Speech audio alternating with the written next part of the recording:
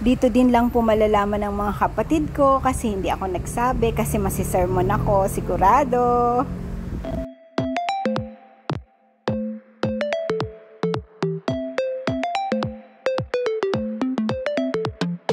Good morning! Breakfast po tayo. Si mother po ang nag-prepare niyan. Good morning, Daddy. Breakfast po. Kumusta ang Nicole? Ayan.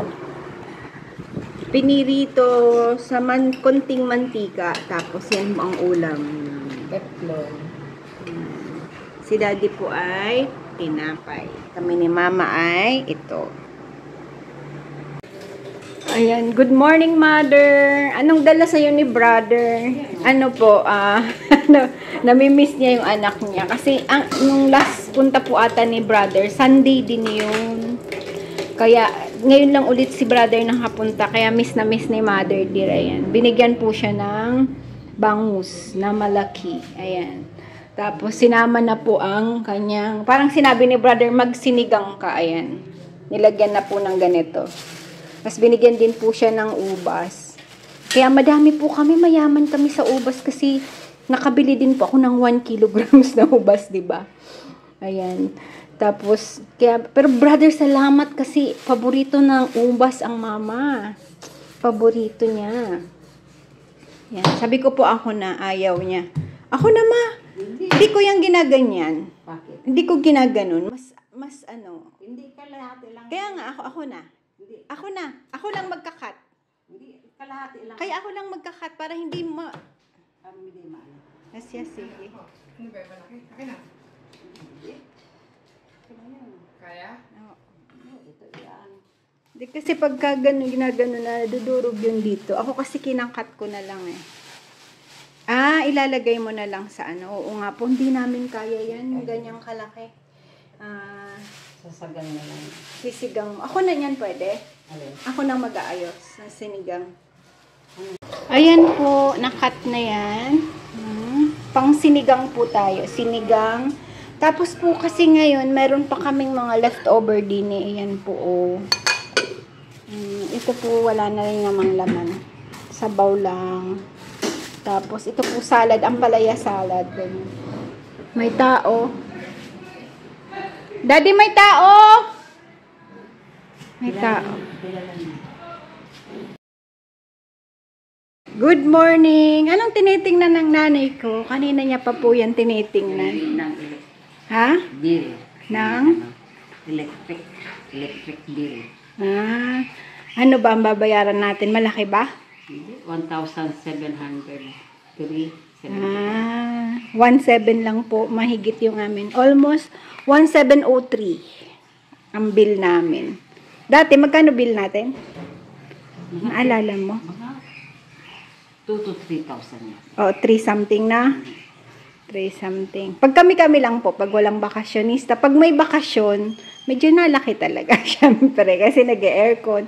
Pero ngayon po, yan pong bill namin, 10 days lang po, wala pang 10 days ba nakabit ni Daddy yung solar. Tapos, syempre, pa lang po yung trial. Pero mga last ilang days na, sa hapon, nakakapag-aircon ako. Di ba? Libre, aircon. Nakakatawa po, no? Tapos, 1.7 yung bill namin. 10, sabihin natin 10 days na may solar na nakabit si Daddy. So, kung dati 3.5 kami, meron na kaming 1,000 plus na ROI, return of investment. Mauubos din yung natin. Naka-ROI na tayo ng kaunti. Pero kailangan maayos yung pangalan ng Ito po kasi old kontador, yung dating may-ari ng bahay, 20-something years ago. Hindi namin hindi namin yan change. Di tayo Mama, ang tatanungin yan, Pelco, kung paano i-change yung name.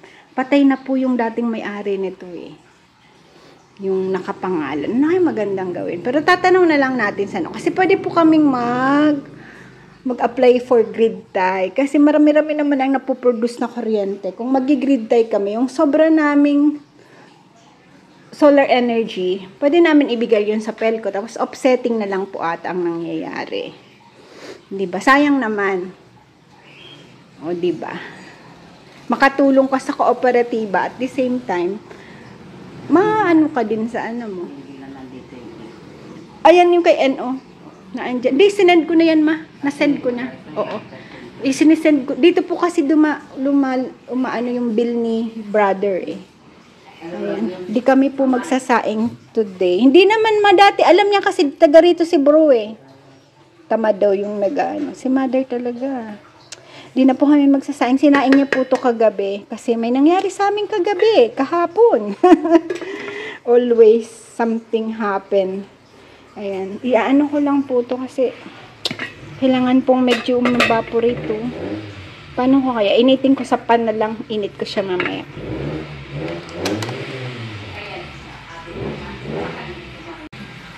Today po kami ay maingay na naman si Roberto. Kami po ay patola. Nakahanda na ni mama. Ito po, binili ko to. Tingnan niyo po, 5 pesos na ano. 5 pesos na miswa. Tapos 30 pesos kung binili ko. Kasi ang maganda naman po pag nagaganito ka, miswa na may ganito, na may patola, pwedeng di ka na mag-rice. Lalagyan mo lang ng kaunting ganito, 'di ba? Tapos ano pa po to, yung sinigang pa naming bangus. Kasi kahapon may nangyari sa amin. Kahapon po, pumunta kami ng Robinsons. I just love you. I love mama. Tapos po, nung pauwi na kami, kasi nag-renew lang po ng license si daddy. Nung pauwi na po kami, ano nangyari sa amin? Ay, hindi na naman nag-start. Ano to be? Hindi nag-start po ang sasakyan. Siguro mga 1, wala pa kaming 1:30 nung lumabas. Mga 1 o'clock something lang. Simula nun inayos na ni daddy yung sasakyan. Tapos sabi ko, pasundo na lang tayo kay Tung, kay ka-farmer, pahila na lang natin. Kasi iniisip ko po, ganito. Kukuha kami doon ng mekaniko, no? Magbabayad ka ng hindi naman talaga fully madadiagnose yung sasakyan. Magkano babayaran mo? Yung last namin, magkano po binayaran namin, di ba?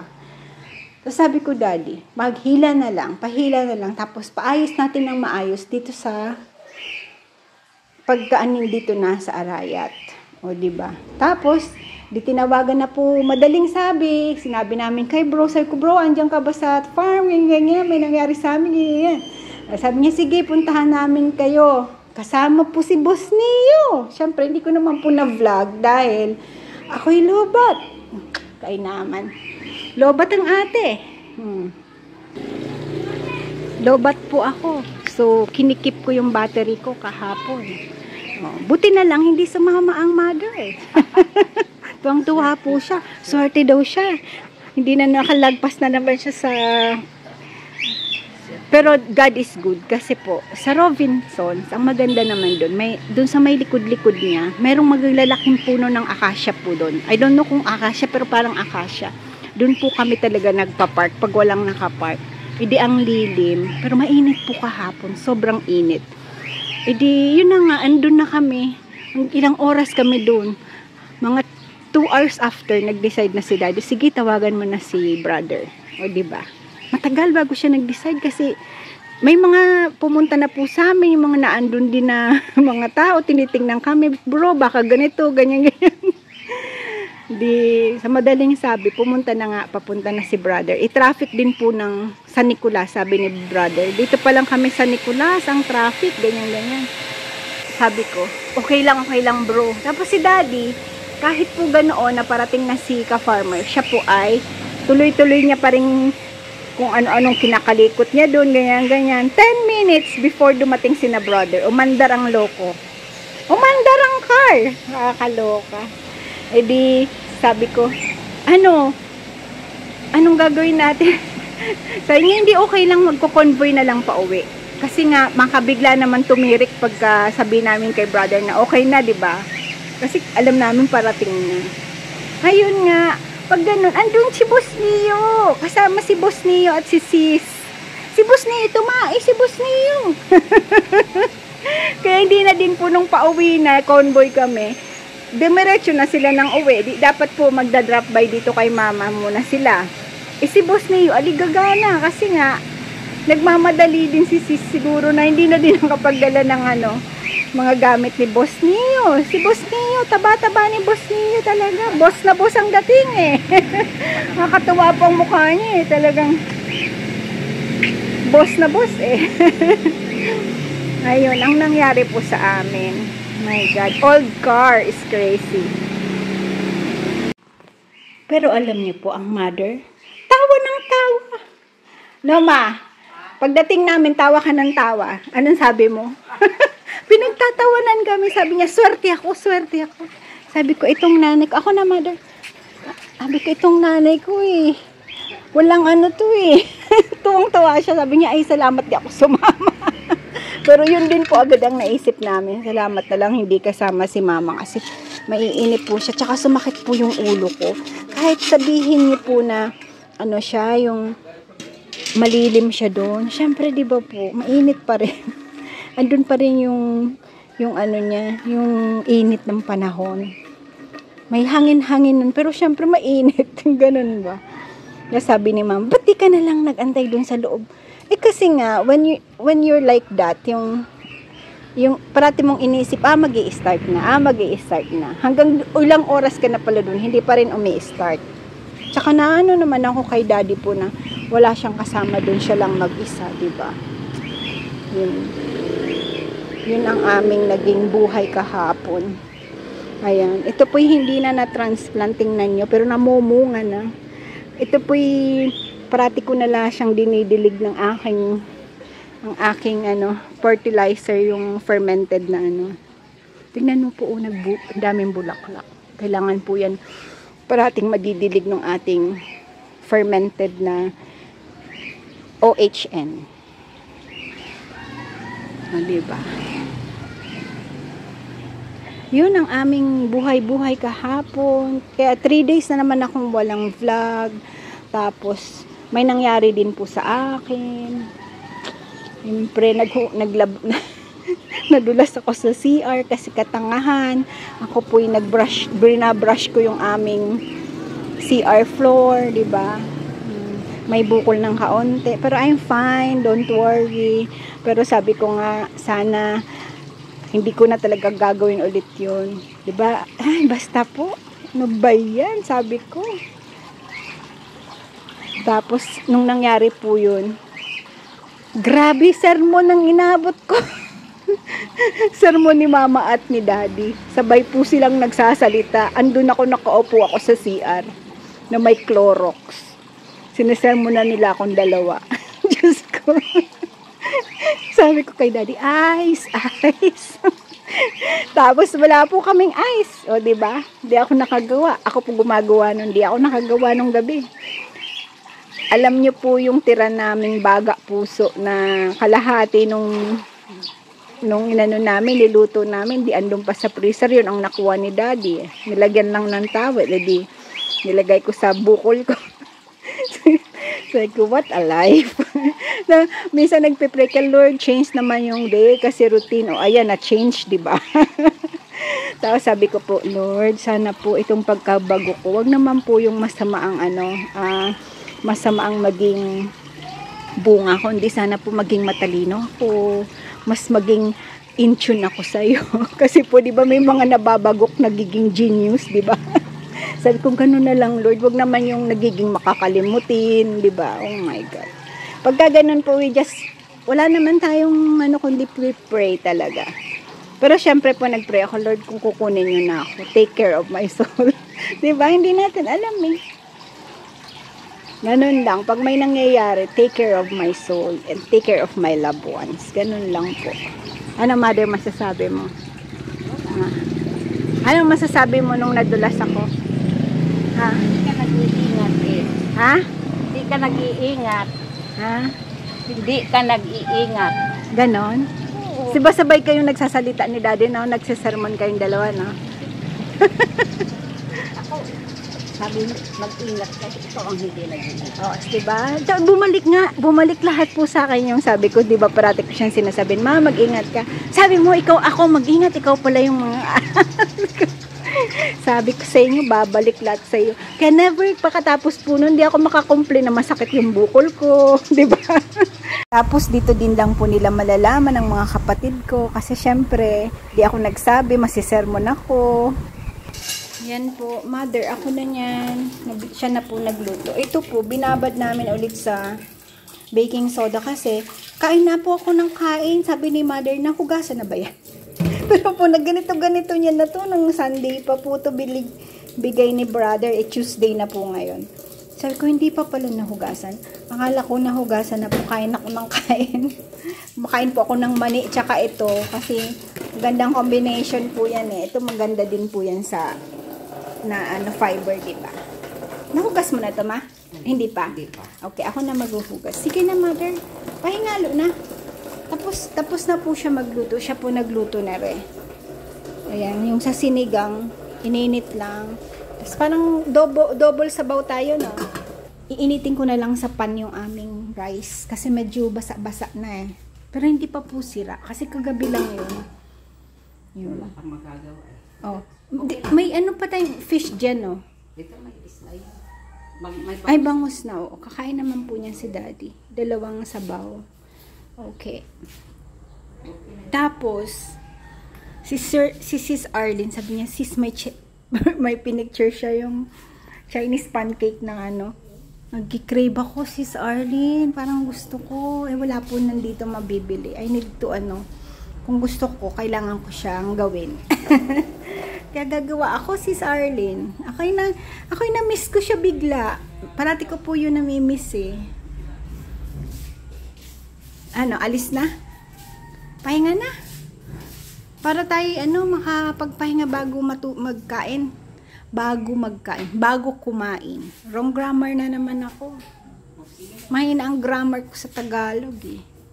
Mother? Si Timmy baga, Bicolano na talaga. Parati pong nagbibicol na sa kanyang Tuwang-tuwa si mama. Sabi niya, sige mo sa ng Bicol.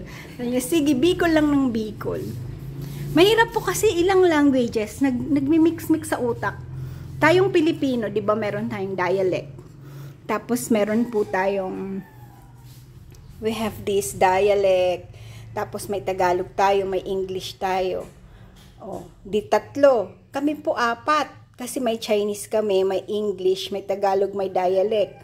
Tapos, di 4 po kami Tapos, ngayon, yung Kapampangan, umaano pa po yan, sumusundot-sundot sa utak mo. Yung mga words na Kapampangan. Although, hindi po kami nakakapagsalita ng Kapampangan. Pero, syempre, parating yun ang naririnig mo eh. Yung may mga words kang alam din, pero you cannot, yung mga, you cannot make a sentence, pero may mga words kang alam in Kapampangan. Saliwana. Di, nagkakalabo-labo. Pagka may gusto kang word na sasabihin, ang unang, yung mga difficult words talaga, ang unang pumapasok sa isip mo, pagka ganyang marami kang language na, usually po, ang unang pumapasok, Bicol. Kaya si Mehmet, Bicol agad ang nasasabi niya. Naintindihan ko po si Timmy eh. Tapos kasi parang ang second language namin, first language is Bicol, syempre doon ka eh. Ang naging second language is Tagalog. Tapos may English ka, diba? Kasi yun yung nag-aral ka lahat. Tapos may Chinese pa kami Ngayon may Kapampangan pa. Di ma? Isipin nyo po yung umaano sa utak mong language. Di ba may konti-konti. Siya kasi may France pa. May French siya eh. May French po si Timmy eh. Bye-bye na, mother. Bye-bye. Pahinga na. May dala po siya. Anong dala mo? May dala pong ubas. Pero it's only 10:45 in the morning. Live every moment. Laugh every day. Love beyond words. Life is too short to be taken seriously. Learn to love, and live every day to the fullest. The most important things in life are the moments we love, the memories we cherish, and the love we share. Thank you for watching. Please like, subscribe, push that notification bell and share. Maraming salamat po. To God be the glory.